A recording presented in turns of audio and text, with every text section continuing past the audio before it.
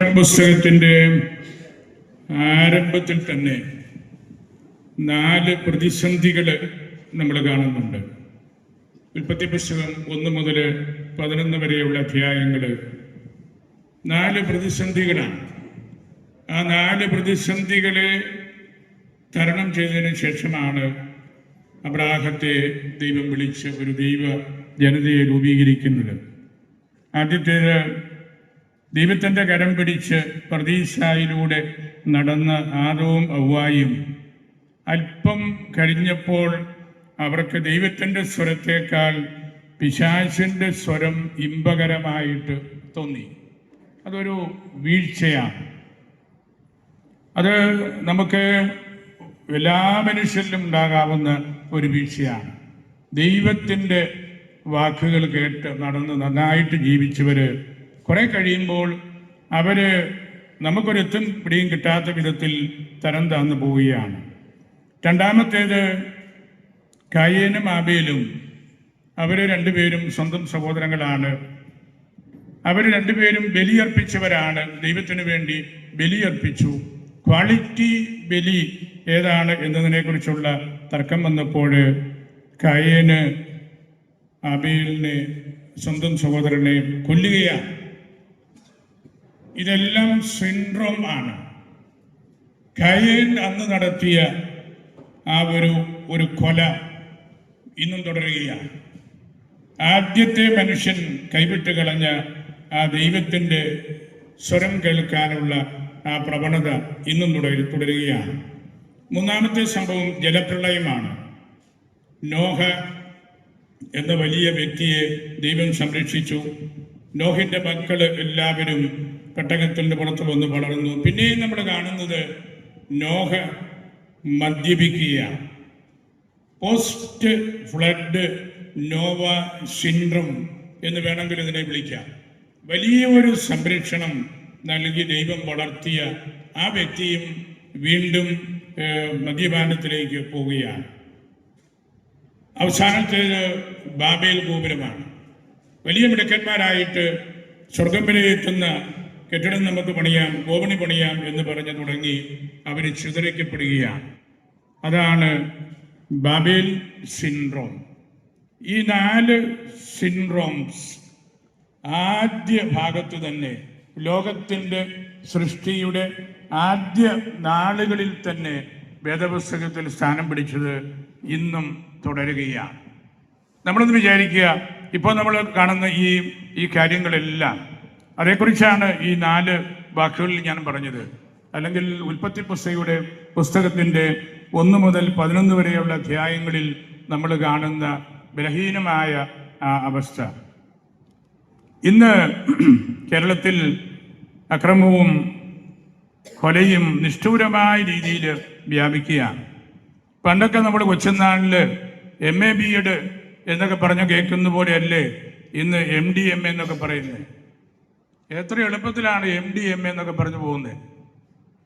അതാണ് ഒരു കാലഘട്ടത്തിൽ വരുന്ന മാറ്റം. ഇവിടെ സൂചിപ്പിച്ചല്ലോ, അമ്മയെ കൊല്ലുന്ന മകൻ, അപ്പനെ കൊല്ലുന്ന മകൻ, കുടുംബാംഗങ്ങളെ മുഴുവൻ ഇഷ്ടിക കൊണ്ട് തലക്കടിച്ച് കൊല്ലുന്ന 23കാരൻ, നഞ്ചക്ക് കൊണ്ട് അടിയേറ്റ് തലയോട്ടി പൊട്ടി മരിക്കുന്നവൻ, കാർഷിക കോളേജിൽ നടന്ന നിഷ്ഠൂരമായ റാഗിങ്, കോട്ടയം നഴ്സിംഗ് കോളേജിൽ നടന്ന നിഷ്ഠൂരമായ റാഗിങ്, പോലീസിനെ കണ്ട് പേടിച്ച് MDMA വിഴുങ്ങി മരിച്ചവൻ, റെയിൽവേ പാളത്തിൽ തലവെച്ച് മരിക്കുന്ന കുടുംബാംഗങ്ങൾ, മനുഷ്യനെ പട്ടാപ്പകല് റോട്ടിൽ ഇട്ട് തല്ലിക്കൊല്ലുന്നവൻ. ഇങ്ങനെ കേരളത്തിൻ്റെ സാമൂഹ്യ അന്തരീക്ഷം വളരെ വേഗത്തിൽ മാറിപ്പോയി. ഞാൻ ആദ്യം സൂചിപ്പിച്ച ആ സിൻഡ്രോംസ് എല്ലാം കൂടി ഒന്നിച്ച് ഒറ്റ നിമിഷത്തിൽ നമ്മുടെ ഇടയിലേക്ക് വരുന്നത് പോലെയാണ്. മദ്യം, മയക്കുമരുന്ന് എന്ന ആ ഒരു ഡർട്ടി ഗെയിം വല്ലാതെ നമ്മളെ ബാധിച്ചു. അത് ബാധിച്ചു എന്ന് മാത്രമല്ല, നമുക്ക് എന്താണതിന് പ്രതിവിധി എന്ന് പറയാൻ പറ്റാത്ത വിധത്തിൽ നമ്മൾ വലഞ്ഞ് വിഷമിക്കുന്ന ഒരു അവസ്ഥ കൂടിയാണ്. നമ്മുടെ സ്ഥാപനങ്ങളിലെ ക്ലാസ്സുകളിൽ പല സമുദായത്തിൽപ്പെട്ട കുട്ടികൾ സഹവർത്തിത്തോടെ പഠിക്കുന്നുണ്ട്. അവരുടെ എല്ലാം ഉന്നതി ലക്ഷ്യമാക്കി പ്രവർത്തിക്കുന്ന ഉത്തരവാദിത്തപ്പെട്ട വലിയൊരു ഗണം ആളുകൾ പരസ്പരം അറിയാതെ തന്നെ നമ്മുടെ സ്ഥാപനങ്ങളുടെ സംരക്ഷകരമായിട്ടുമുണ്ട്.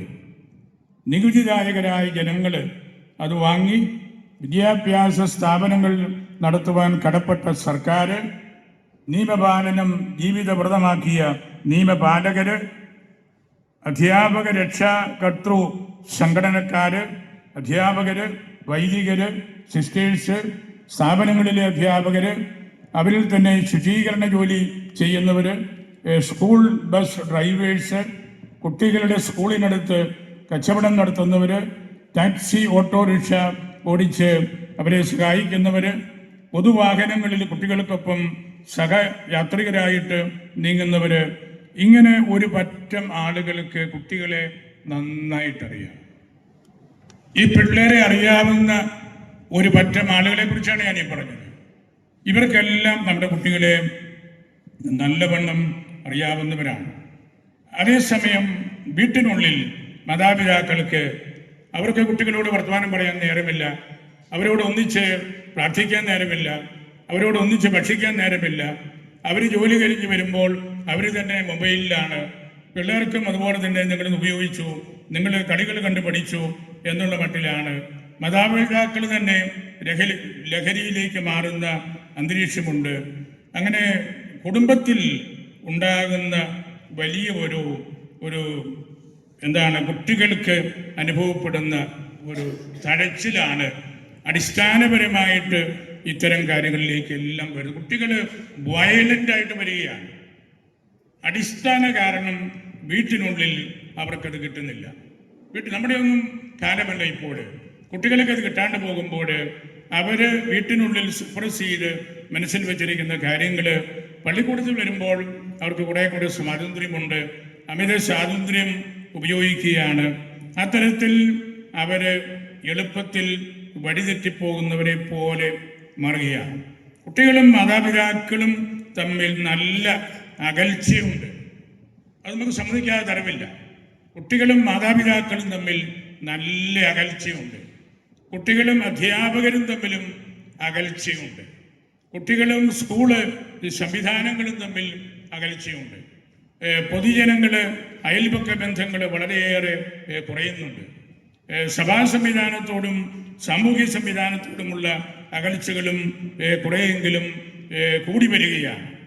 കുട്ടികളെ സംബന്ധിച്ച് അവർ നോക്കുമ്പോൾ അവരെ ഗൗരവതരമായിട്ട് സൂക്ഷിക്കുകയും സംരക്ഷിക്കുകയും ചെയ്യുന്ന സംവിധാനങ്ങൾ എല്ലാം ബലഹീനമാകുന്ന ഒരു സാഹചര്യത്തിലാണ് നമ്മൾ നിൽക്കുന്നത്. പല സിനിമകളും, ഇവിടെ സിനിമാക്കാരൊക്കെ ഉണ്ട്, എൻ്റെ ഇഷ്ടക്കാരായ തിയേറ്ററിലുള്ള പലരും നല്ല സിനിമാക്കാരാണ്. പല സിനിമയും നമുക്ക് നൽകുന്ന സന്ദേശം എന്താണ്?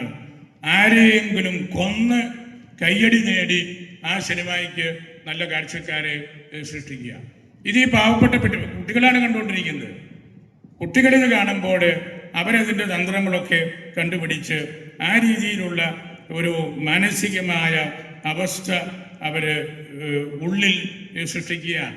അത് സിനിമ മാത്രമല്ല, ഏതു കാര്യത്തിലും നമ്മൾ മാധ്യമങ്ങളിൽ അമിതമായ പ്രാധാന്യം കൊടുക്കുമ്പോൾ, ഒരു കാലഘട്ടത്തിൽ പാമ്പിനെ കടിപ്പിച്ച് കൊല ചെയ്ത സംവിധാനം ഉണ്ടായിരുന്നല്ലോ. അതെല്ലാം 2-3 ആഴ്ചകൾ നമ്മുടെ ചാനലുകളിൽ കാണിച്ച് മാനസിക വിഭ്രാന്തി പിടിച്ച കുറേയേറെ കുട്ടികളുണ്ട്. പാമ്പിനെ കണ്ട് പേടിച്ചു പോയവർ TV തുറക്കുമ്പം പാമ്പിനെയാണ് കാണുന്നത്. അപ്പോൾ എന്താണ് നമ്മൾ കാണിക്കുന്നത്, എന്താണ് ഈ സമൂഹത്തിന് ആവശ്യമുള്ളത് എന്ന് ചിന്തിക്കാതെ, മനസ്സിലാക്കാതെ നമ്മളുടെ മാധ്യമങ്ങളും പ്രിന്റ് മീഡിയയും വിഷ്വൽസും എല്ലാം അങ്ങനെ വരികയാണ്. വർദ്ധിച്ചു വരുന്ന വ്യാജ അശ്ലീല കള്ള വീഡിയോകൾ. ആർക്കാണ് ഇതിനെ തടയാൻ പറ്റുന്നത്? ആർക്കാണ് നട്ടലുള്ളത്? ഇതിൻ്റെ പിന്നിൽ കള്ളത്തരമാണ് പറഞ്ഞിരിക്കുന്നത് എന്നുള്ളത് ആരും പറയാൻ ആഗ്രഹിക്കുന്നില്ല. കാരണം തിന്മയെ ആസ്വദിക്കുന്ന ഒരു സമൂഹമാണ് പൊതുവേ ഉള്ളത്. തിന്മയെ ആസ്വദിക്കുന്ന ഒരു സമൂഹത്തിൽ സത്യം പറയുന്നവൻ ഒറ്റപ്പെടും. അവൻ്റെ ജീവിതം തന്നെ സുരക്ഷിതമായിരിക്കില്ല. അതുകൊണ്ടാണ് ഇങ്ങനെയുള്ള ഒരു കളക്റ്റീവ് ഇൻ്റലിജൻസിയ നമ്മൾ നോക്കുന്നത് നല്ലതാണെന്ന് വള്ളമരുന്ന് ലക്ഷ്യനോടും പ്രസാദിനോടും ഒക്കെ സംസാരിച്ചത്. നമ്മൾ വളരെയേറെ സൃഷ്ടിക്കേണ്ട ഒരു കാലഘട്ടത്തിലാണ്. എല്ലാം കൈവിട്ടു പോവുകയാണ്. ആരും സത്യം പറയാൻ ധൈര്യം കാണിക്കാതെ വരുന്നു. സ്കൂളിൽ കുട്ടികളെ പേടിച്ചാണ് അധ്യാപകർ നിൽക്കുന്നത്, വീട്ടിൽ മക്കളെ പേടിച്ചാണ് മാതാപിതാക്കൾ വളരുന്നത്. അങ്ങനെയുള്ള ഒരു സംവിധാനത്തെ നമ്മൾ കുറെ കൂടെ വ്യക്തമായിട്ട് മനസ്സിലാക്കുകയും സത്യസന്ധമായ നിലപാടുകളിലൂടെ ഈ കുഞ്ഞുങ്ങളെ വീട്ടിനുള്ളിലും സ്കൂളിലും പൊതുസമൂഹത്തിലും കാറ്റഗിസം ക്ലാസ്സിലും രാഷ്ട്രീയ മേഖലയിലും എല്ലാം ബന്ധപ്പെടുത്താനായിട്ട് നമുക്ക് സാധിക്കണം. സ്കൂളുകളിലെ അക്രമങ്ങൾ കാണുമ്പോൾ അധ്യാപകർ കണ്ണടയ്ക്കരുത്. അങ്ങനെ നമ്മൾ കണ്ണടച്ചാണ് ഇതുപോലുള്ള നമുക്ക് തിരുത്താൻ പറ്റാത്ത രീതിയിലേക്ക് കാര്യങ്ങൾ കൈവിട്ടു പോകുന്നത്. എനിക്ക് പറയാനുള്ള ഏറ്റവും പ്രധാനപ്പെട്ട കാര്യം, ഇതിന് പ്രായോഗിക കാര്യങ്ങളിലേക്ക് ഞങ്ങൾ പിന്നീട് ഈ മീറ്റിംഗ് എൻ്റെ സംഘാടകർ വരുമെന്ന് ഞാൻ കരുതുകയാണ്. മയക്കുമരുന്നിന് എതിരായ പ്രവർത്തനങ്ങളിൽ കുട്ടികൾ തന്നെ കോൺഫിഡൻഷ്യൽ അംബാസഡർമാരായി പ്രവർത്തിക്കാൻ സന്നദ്ധരാകണം. അങ്ങനെ അധ്യാപകർ, പേരന്റ് ടീച്ചേഴ്സ് അസോസിയേഷൻ അവരെ സന്നദ്ധരാക്കണം. എങ്കിൽ മാത്രമേ നമുക്ക് ശരിയായിട്ടുള്ള വിവരങ്ങൾ അറിയാനായിട്ട് സാധിക്കുകയുള്ളൂ. അത് നമുക്കറിയണമെങ്കിൽ വീടും നന്നാകണം. ഞാൻ പറയുകയാണ്, ഓരോ അത്താഴവും തിരുവത്താഴമാണ്. ഓരോ അത്താഴവും തിരുവത്താഴമാണ്. അവിടെയാണ് നമ്മൾ യഥാർത്ഥത്തിലുള്ള സ്നേഹം എന്താണെന്ന് കുട്ടികൾ അനുഭവിച്ചറിയുന്നത്. ഒന്നിച്ച് അത്താഴം കഴിക്കാത്ത എത്രയോ വീടുകൾ നമുക്കുണ്ട്. നമുക്കതിനുള്ള സമയമില്ല. നമുക്ക് തിരുവത്താഴങ്ങളും തിണ്ണകളും എല്ലാം നഷ്ടപ്പെട്ട വീടുകളിൽ നമ്മൾ കഴിയുന്നത് കൊണ്ടാണ് ഇതുപോലുള്ള ഭീകരമായ പ്രവർത്തനങ്ങളിലേക്ക് കുട്ടികൾ പോകുന്നത്. നമ്മുടെ കുട്ടികളെ നമ്മുടെ സ്കൂളുകളിൽ കൂടുതലായിട്ട് ദൈവവചന പഠനങ്ങളിലേക്കും സഭാത്മകമായിട്ടുള്ള കലാരൂപങ്ങളിലേക്കുമൊക്കെ കുട്ടികളെ കൊണ്ടുവരാനായിട്ട് നമ്മൾ കൂടുതലായിട്ട് ശ്രദ്ധിക്കണം. കുട്ടികൾക്ക് ഇന്ന് അമിത സ്വാതന്ത്ര്യമുണ്ട്. അവർ നമ്മളെ പറ്റിക്കുക. നമ്മൾ വിചാരിക്കുന്നവരൊന്നുമല്ല. അവരുടെ നീക്കങ്ങളും അവരുടെ നോട്ടങ്ങളും അവരുടെ കാഴ്ചപ്പാടുകളുമെല്ലാം സമൂഹത്തിന് ഒരുതരം ഭ്രാന്ത് പിടിച്ചതുപോലെയാണ്. ഈ ഭ്രാന്ത് നമുക്ക് ഹെറിഡിറ്ററി ആയിട്ട് കിട്ടിയതല്ല. ഹെറിഡിറ്ററി ആയിട്ട് ചില രോഗങ്ങൾ വീട്ടിൽ നിന്ന് കിട്ടുന്നുണ്ട്. ഇതെല്ലാം സ്വാർജിതമായ ഭ്രാന്താണ്. മയക്കുമരുന്ന് നമുക്കതൊന്ന് പരീക്ഷിച്ച് നോക്കാം. നമ്മളൊരു ക്ലാസ് കൊടുക്കുമ്പോൾ പോലും ഇതിൻ്റെ തിന്മയുടെ വശങ്ങളെക്കുറിച്ച് പറയുമ്പോൾ ഇത്രയും തിന്മയുണ്ടോ എന്നുള്ള കൗതുകത്തിൻ്റെ പേരിൽ ഇത് ഉപയോഗിക്കുന്നവരുണ്ട്. അതാണ് ഇതിൻ്റെ പ്രത്യേകത. ഈ ദിവസങ്ങളിലൊക്കെ നമ്മൾ കേട്ടല്ലോ, കൊച്ചുമോനെ അവൻ്റെ അരയിൽ ബെൽറ്റിനകത്ത് ഇത് വെച്ച് കെട്ടി അപ്പൻ കൊണ്ടുനടന്ന് ഇത് വിറ്റുകൊണ്ടിരിക്കുകയാണ്. എന്താണ് അപ്പൻ ചെയ്യുന്നത്? ഇങ്ങനെയുള്ള സംവിധാനങ്ങളുള്ള ഈ നാടുകളിൽ ഇവിടെ നമ്മളുടെ ഭാഗ്യവശാൽ നമ്മുടെ രാഷ്ട്രീയക്കാരും സാംസ്കാരിക നേതാക്കന്മാരും ഒക്കെ നമ്മളോട് താല്പര്യമുള്ളവരും എല്ലാം നമ്മൾ ഒന്നിച്ച് ആലോചിച്ച് പ്രവർത്തിക്കുന്നവരുമാണ്. ഈ ഏതാനും മണിക്കൂറുകൾക്കുള്ളിൽ ഇവരെല്ലാം എന്തുമാത്രം തിരക്കുള്ള വ്യക്തികളാണ്. അവരെല്ലാം ഇവിടെ എത്തിയിരിക്കുന്നത് നമുക്ക് വലിയൊരു ബലമാണ്. അവരുടെ കയ്യിലാണ് ഭരണം, അവരുടെ കയ്യിലാണ് അധികാരം. അധികാരമുള്ളവർ പറയുമ്പോഴേ ഇതുപോലുള്ള സമൂഹത്തിലെ തിന്മകളെ മാറ്റി നിർത്താനായിട്ട് നമുക്ക് സാധിക്കുകയുള്ളൂ. അതുകൊണ്ട് ഉത്തരവാദിത്വമുള്ള എല്ലാവരും മയക്കുമരുന്ന് എന്ന ആ തിന്മയ്ക്കെതിരായിട്ട് സ്വരമുയർത്തണം. ആ തിന്മയെ നമുക്ക് പ്രതിരോധിക്കാനായിട്ട് സാധിച്ചില്ലെങ്കിൽ വരും തലമുറ യാതൊരു നന്മയും ചെയ്യാൻ പറ്റാത്ത വിധത്തിൽ നമ്മുടെ കയ്യിൽ നിന്ന് നഷ്ടപ്പെട്ടു പോകും. എല്ലാ ഡ്രഗ്സിനും ഒരു ടാർഗറ്റുണ്ട്. ആ ടാർഗറ്റ് ഏരിയ യങ്സ്റ്റേഴ്സാണ്, ചെറുപ്പക്കാരാണ്, കുട്ടികളാണ്. ആത്യന്തികമായിട്ട് അതിൻ്റെ ലക്ഷ്യം ആ സമൂഹത്തെ, ആ സംവിധാനത്തെ നശിപ്പിക്കുക എന്നാണ്. ഇന്ന് ലാറ്റിൻ അമേരിക്കൻ രാജ്യങ്ങളിലൊക്കെ നമ്മൾ കാണുന്നത് അതാണല്ലോ. ചിന്തിക്കാൻ പറ്റാത്ത ആയിരക്കണക്കിന് ആളുകൾ, തീരുമാനമെടുക്കാൻ പറ്റാത്തവർ, അവരുടെ മനസ്സിൻ്റെ ബലം, അതിൻ്റെ ശക്തി എല്ലാം നഷ്ടപ്പെട്ടു. അതുകൊണ്ട് നമ്മളുടെ കുഞ്ഞുങ്ങളെ ഇതുപോലുള്ള വലിയ അപകടങ്ങളിൽ നിന്ന് രക്ഷിക്കാനായിട്ട് ഉള്ള നമ്മുടെ ഉത്തരവാദിത്വം നമ്മൾ ഒന്നുകൂടെ ഉള്ളിലെടുക്കണമെന്നാണ് എനിക്ക് പറയാനുള്ളത്. ഞാൻ സമയ പരിമിതി മൂലം നിർത്തുകയാണ്. വളരെയേറെ പേര് സംസാരിക്കാനുണ്ട്, പലർക്കും ഉടനെ തന്നെ പോകേണ്ടതായിട്ടുണ്ട്. മറ്റ് വേദികളിൽ വരുമ്പോൾ ഇതിൻ്റെ പ്രായോഗികമായിട്ടുള്ള കാര്യങ്ങൾ ഞാൻ പറഞ്ഞല്ലോ. നമ്മുടെ വീട്ടിനകം പള്ളിക്കൂടം, പള്ളിക്കൂടത്തിനകം സൺഡേ സ്കൂളിനകം രാഷ്ട്രീയ ഫോറങ്ങൾ, സാംസ്കാരിക ഫോറങ്ങൾ, അവിടെയെല്ലാം നമ്മൾ ഈ കുട്ടികളെ, ഈ യുവാക്കന്മാരെ കുറെ കൂടെ കരുതലോടുകൂടി നമ്മൾ നോക്കുകയും അന്വേഷിക്കുകയും ചെയ്യണം. ഇത് വലിയൊരു തിന്മയാണ്. ഇത് കൈവിട്ടു പോവുകയാണ്. പേടിച്ചിട്ട് പുറത്തിറങ്ങി നടക്കാൻ പോലും പറ്റുകയില്ല. അവരറിഞ്ഞുകൊണ്ട് കൊല്ലുന്നതായിരിക്കുകയില്ല. ഉള്ളിൽ കിടക്കുന്ന ഒരു മനോവേദന ഇപ്രകാരം പുറത്തു വരികയാണ്. അപ്പം അതുകൊണ്ട് സമൂഹത്തിലുള്ള എല്ലാവരും ഒന്നിക്കണം. ആ ഒരു ഒന്നിപ്പിൻ്റെ ഏറ്റവും നല്ല ഒരു നോബിൾ എക്സാമ്പിളാണ് ഇന്നിവിടെ നമ്മുടെ ഈ വേദിയിലും ഈ സദസ്സിലും നമ്മൾ കാണുന്നത്. നിങ്ങളെല്ലാവരും വളരെ പ്രത്യേകമായ തനിമയുള്ള ശുശ്രൂഷകൾ ചെയ്യുന്നവരാണ്. നിങ്ങളുടെ ഈ ഓടിവരവും ഈ കൂടിവരവും എനിക്ക് വളരെ ഇഷ്ടപ്പെട്ടു. നിങ്ങൾക്ക് അല്ലെങ്കിൽ നമുക്ക് ഈ സമൂഹത്തോട്, നമ്മുടെ സ്വന്തം വീട്ടുകാരോട്, കുടുംബക്കാരോടുള്ള ഉത്തരവാദിത്വം എന്താണ് എന്നുള്ളതിൻ്റെ ആ ഒരു കാര്യക്ഷമതയാണ് നിങ്ങൾ കാണിക്കുന്നത്.